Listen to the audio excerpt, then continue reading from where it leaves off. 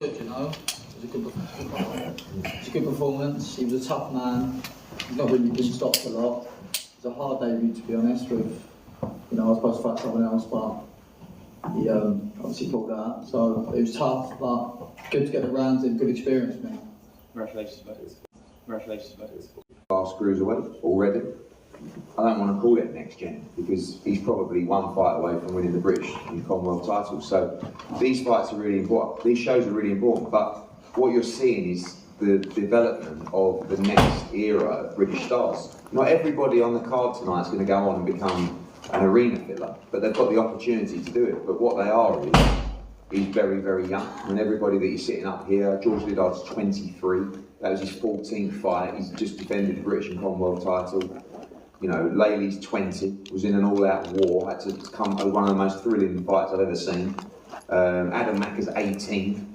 You know, I mean, they're so young. Connor Mitchell, Louie, it's Jimmy, they're all really babies. You don't really come into your prime as a fighter until you're sort of late 20s. So we're very proud of the stable that we've got, and their development on big shows like this is very important. Next question. Yep. It's Danny Glover from Fight Fan TV. Jimmy Sains, how would you assess your performance tonight? And did you feel that you was trying to sort of get a statement more over sort of George Liddard as he went a hard 10 rounds with Sains previously? No, to be honest, I knew it was going to be. I wasn't really expecting myself to get a knockout. I maybe wobbled him once or twice. Couldn't have stepped it on, but weren't the best boxing performance for me. I felt a little bit flat in there. I felt a little bit flat the last couple of weeks, to be honest. But listen, I come away with the win, and that's the most important thing. And also, now you've defended your English title, are you looking to defend it again, or are you looking to push on and move on to the next stage? To be honest, I'm always looking to push on the next stage. But Mark, I'll chat ready. We'll see. Maybe see what George does, obviously, and hopefully have the British and Commonwealth title by the end of the year. That's my plan. That's my goal, and that's what I want to be doing. Eddie, just follow on from Jimmy's performance tonight. Good, solid performance against a tough man. Yeah, do you know what, actually, when Tom Dallas showed me the card a few months ago, I thought that's a very tough fight for Jimmy. I mean, we saw, George had a very close fight with Visioli. He's very awkward, he's very game. You could see that Jimmy was a little bit flat tonight, and I said to him, I think he's a huge puncher. And that's one of his biggest attributes. So to do that, you've got to sometimes be a little bit more aggressive. When he landed early, he hurt him badly. Looked a bit tired in the last 9 or 10 rounds, but not every day is going to be a great day at the office. And it's the ones where you have to sort of dig in a little bit. And I thought he won 9 and 10 to win the fight. I thought it was a very close fight. I thought he won 6-4. And, if you come out, and he was tired, and if he came out in the 9th and 10th and lost those rounds, I think he would have lost the fight, which would have been a disaster, really, to be honest. I mean, you can come back, but to lose at English title level with the expectations we had of these guys, that's a disaster. And it would have been for Laley as well. But, they both pulled it out of the bag, and as tired as Jimmy was, he showed enough about himself to win those last couple of rounds, to win a very close fight. But as we always say, the experience of those kind of fights is worth the entire career so far, in terms of what they've learned. And he'll improve from that and work on why did you feel flat the last couple of weeks? We can't afford for that to happen again. And Georgio levels above. Just stood there and just took punches. But yeah, that's that level. So I'm happy to step up. Would you want to go up that next level, like reach Bellotti, someone like that next? Yeah, we'll see. We'll speak to the team and we'll move on. I'm down for anyone really, to be honest. Congratulations, mate. Thank you. Gunman Boating. Gunman, what you got for us, Scott? Question for you, Eddie. This is one for you. You've got Visioli next to you. This brother, he was moving swifter than Taylor in that ring tonight. Like literally, location settings off. Barely got hit. What's next for him? Can you make that Colonel Moton fight? I doubt it, to be honest with you, because why would you fight Giorgio Visioli? Unless there was a huge amount of money on the table, which there will be more and more money on the table as that fight gets bigger and bigger. At the moment, it's not as big as it could be one day. And when they're building him and making an investment in him, why would you gamble now in a fight that could be 10 times bigger?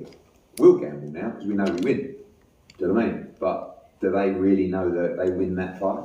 And that shows you how much we know, because we're ready to take that fight. We don't actually see it as that much of a gamble, to be honest with you. But like the build-up's great for them both. What I do believe, and I said to his managers tonight, is I think we really need to step up now, because you're winning. It's not boring because it's so good, but it's so one-sided. Like, and he gave a couple of rounds away in his last fight, but tonight was like Levi Giles is a good fighter. He's challenged in good fights for the British title, and it was so one-sided.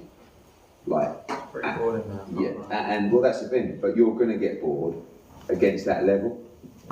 But you're also going to do that to the next level and the level above that as well. So we've just got to keep it fresh. And we, don't forget, we are putting on entertainment for the fans. And when they're watching a one-sided beatdown, that's okay because it shows the class. But if you see another one and another one, like, they want to see him step up. Louie O'Doherty, those guys, British champion, good fighter. But I just think he'll do the same to them.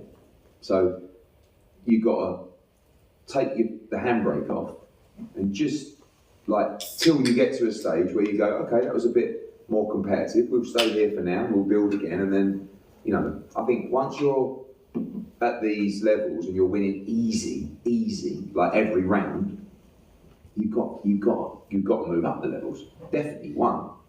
But I just think he's so good, he's going to do that to a lot of levels beyond this. As a promoter, it must be a joy to watch him. Your heart rate must be down. He's more slippery than Max Branning in there. He's moving good. But Liddard, on the other hand, I mean, that round 11, they looked like both of those guys were button bashing. Do you know what I mean? It was like real 50-50. Were you a little bit more concerned in that fight that? I'm a lot more concerned in that fight when I was watching Georgio. Yeah, fight, absolutely. Because it was a stroll in the park, and that's no disrespect to Levi Giles, but I also can't lie. I want these guys to win badly, but I also want to watch a good fight because I know everybody's watching a good fight. And as I said, when it's so one-sided, like, you've got the boxers and people who know their boxing watching Georgio just saying this is incredible, but you've got the geezer who's had 7 or 8 fights going, oh, I mean, it's easy, isn't it, for him? I mean, this is... And whether they're watching Liddard in a war in round 11 going, oh, yeah, like, and that's... So we want to entertain. We also want to keep our faculties, or they do, and we're faculties, or they do, and we're going to be putting them in 50-50s just yet. But I don't think we could find a 50-50 for him right now, if I'm honest with you, because the world level guys aren't going to fight him because they're not going to think he's bringing value yet. So all the other levels I don't think will be competitive. So let's go through them. Yeah, fantastic night of boxing. Thank you very much, Eddie. Georgio, congratulations. Are there any specific names outside of Kamel that you want next? Is it the British title? Is it European? The plan is to go down the British route, and I don't need to call anyone out. That's not me, but look, I'm happy to take anyone, to be honest. Whoever's there, whoever's got British at the time, then no problem. But yeah, I don't need to call anyone out. And then for you, Eddie, you said the moment fight's probably not big enough right now. He said to me that... But it's big. No, it is big. But you imagine, right? I mean, I would offer him, I don't know, a couple of $100,000 for that fight. He'd be like, imagine him, hey man, if you don't start with 10 mil, then, it's not like I've got, mate. Like, did you see his last fight? Yeah, I mean, it was in front of about 12 people up in upstate New York. You know what I mean? I don't even know if he's any good, to be honest with you. I mean, Georgio does, but yeah, but I'll give him the benefit of the doubt and say he's a good young prospect. But they're just so deluded. Like, I mean, how much do you honestly think he made for that fight? Like $5,000, $10,000. I mean, was he headliner? Or, I don't know, but whatever. But of course, yeah, we'd sling him a couple of $100,000 for that fight. But he's going to go. He's going to say how terribly disrespected that is. So I grew up watching these in the amateurs. We always all in the same England team together. Obviously they're a few steps ahead of me, so it's good watching them. And one day I'll be at their level, and I'm just enjoying it. How did you find tonight yourself personally? Yeah, it was good. It was my first one. A little bit of nerves there, but I'll get used to it, and I'm looking forward to the second one. Well done to all three of you. Great performances from everyone. And I just wanted to ask, you mentioned how it was a tough fight for a few people on this card. Why is it that you and Matchroom, you guys choose to not kind of stat pad, if that's the phrase, with fighters? You throw them into the deep end relatively early. I mean, I think a lot of them are starting very young, but it doesn't matter. Like, Louie's had 11 fights, right? He's had six rounders and 4 8-rounders and 1 10-rounder. With all due respect to Jake Goodwin, if you can't beat Jake Goodwin, you're not going to go on and win British titles and Commonwealth titles. And tonight he was at the back end of his best, quite a long way off, but he found a way. But then you realise he's 20. So Georgio's had a lot of development. Jimmy's had the fight. You can't. They wanted to start young.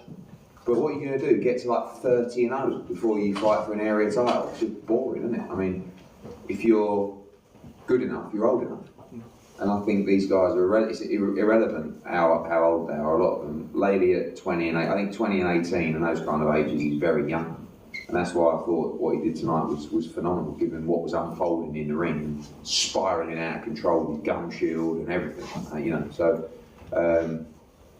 I just think that if you're going to be with our platform, you need to be special and you need to be good enough. So once you've had 11, 12, 13 of these fights learning all around the country, you're going to have to step up. But you're not going to have to step up. They're all favourites, George was a favourite tonight, Jimmy was a favourite tonight, Louie was a favourite tonight, and quite substantial favourites as well. So it's not like they're in even 50-50 fights yet. But it's got to be competitive. And Jimmy, Eddie said he had it 1 round up for you, or 2 rounds up for you, sorry. A lot of people online had it as a close fight. How would you rate that in terms of your toughest opponents, and how does it feel, coming through a tough grueling battle and getting the victory? Yeah, most definitely my toughest opponent so far. He looked like he trained hard for this fight, and he come to win. Most definitely come to win. So I think maybe a few of the earlier rounds, I had a few of the bigger, cleaner shots. The middle round was a bit messy and scrappy. Maybe he was nicking them, but maybe I think 6-4, 7-3 maybe was fair. I think 6-4 was fair. It's one of the best performances, but come out with a win, and I'm gonna go back, have a little think and see what's next. But yeah, maybe some little adjustments. While like Eddie said, need to find out why that reason is. But I'm gonna learn a lot from tonight and use it for next fight. All right, Georgio, Jimmy, Louie, thank you very much. Well done. And we'll bring in the champion.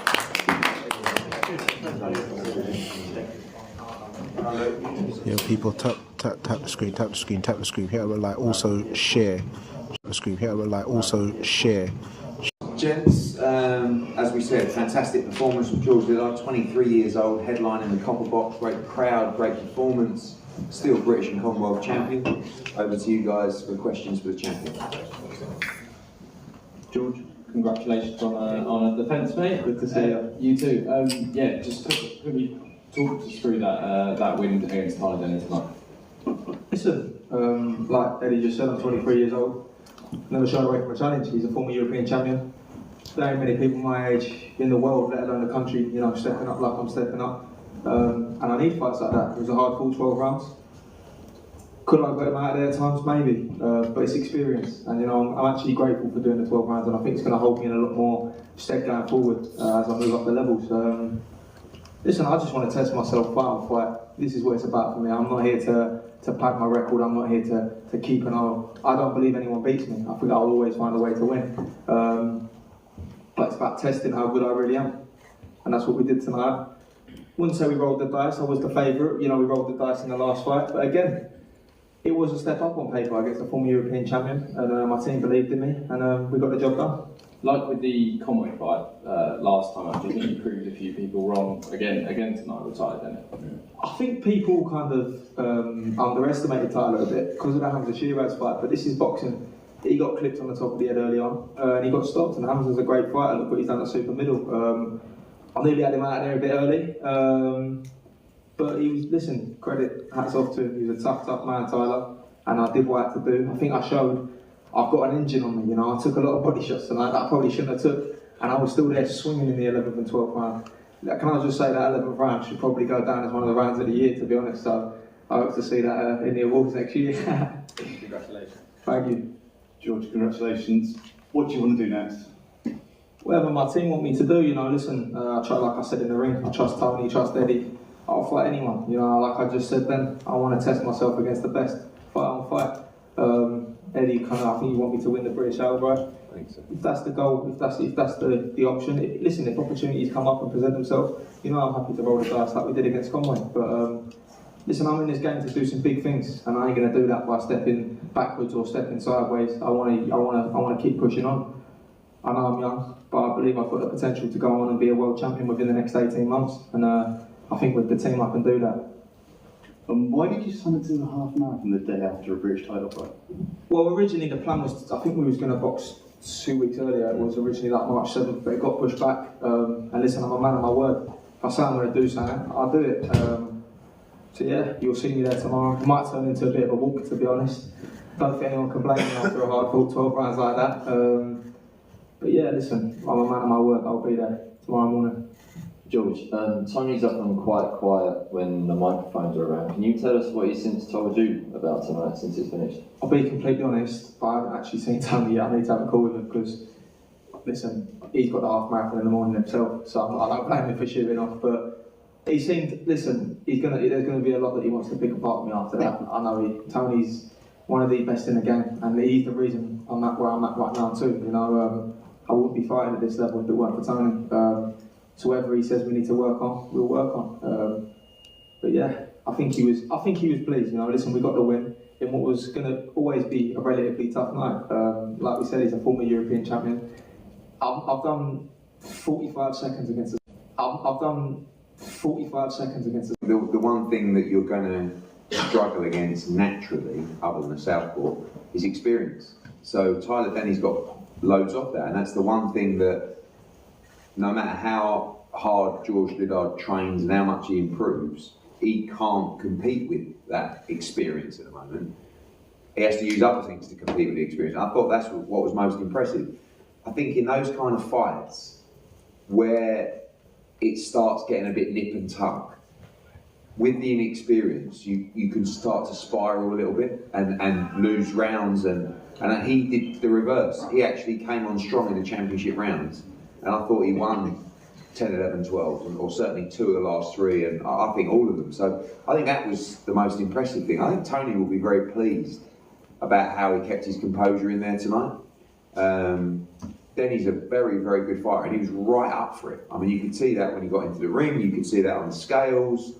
And to go Conway Denny at 23 in your 13th and 14th fight was a very, very solid move on the resume.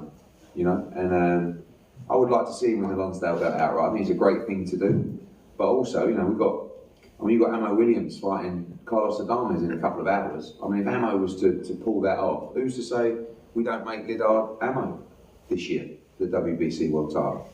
You know, I mean, like I said, he's up for it. You know, I thought the Conway fight was too early, but he showed unbelievable ability in that fight, and that's why we were confident to take the Denny fight.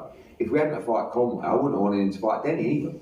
So let's not hold him back. Let's just evaluate what went right, what went a little bit wrong, not much really, but just learn from another great experience. George, congratulations. A plethora of support in there for you in the Copper Box. You know, at times I felt like I was in West Ham Stadium. How much does that support help you, you know, when you're in, you know, rounds like the 11th and the going gets tough? Listen, they made some noise in there tonight. I'm truly grateful. The West Ham support's been incredible. You know, I've got messages from a lot of the guys at West Ham, some of the players, you know, some of the owners. I can't thank them enough for their support. And listen, the goal remains the same. We will do London Stadium someday, and I'm telling you that right now. Copper Box is the beginning. You know, we'll probably, hopefully, box here a couple of times now. I feel like if you look at the roster down south, I'm probably one of the top to headline nowadays. You know, and I want to bring shows here. You know, for the young lads like Louie Ward, Connor Mitchell, all them lads. I want to put the shows on for us because it's a full circle moment for me. You know, I was that young lad making my debut, boxing early on the card, and now I'm headlining these cards. But it's not that long ago. You look, it was 10 fights ago. You know, I was second on the card, third on the card. I can't thank the support enough. You know, and they're one of the reasons I'm here too, because I can sell tickets. You know, I get the opportunities because of that. So can't thank them all enough. Mr. Liddard, boat races marked up today. You were looking fresh all week. Now you're swollen up like a pumpkin. Your defence was worse than West Ham's at times in there tonight. Do you feel that you're going to have to, you know, move up the levels as you move up the levels with your defence and not take so many shots? I like you. I like you. Listen, yeah. Is there work to be done? Oh, of course. Listen, Big work there's always work to be done. I don't care who you are. You could be Canelo Alvarez, Gennady Golovkin. There are things you can always work on. You are never the complete fighter. I don't care what anyone says. I'm 23 years old. I've been in this game. I've been a pro 3 years. You know, there's always going to be things to work on. When there's nothing to work on, or you don't feel like you're learning, that's when you've got to pack it up. So I'm learning every day. Tony's an unbelievable coach. But my defence wasn't great. I think some of the best. No, I'm not fighting the best yet though, am I? And I think the more I step up, the better Georgio we're going to have to see. And that's what will happen. Getting a bit chopsy, that gun, man. Yeah, he's a little bit chopsy, It's isn't he? quite amusing now. I think he's a fucking bit of a belly. Been nice to me all week, you know what I mean? Take a few shots. Lose a couple of rounds. George, we just spoke to Jimmy Sains. He said that if he has to, he will fight you.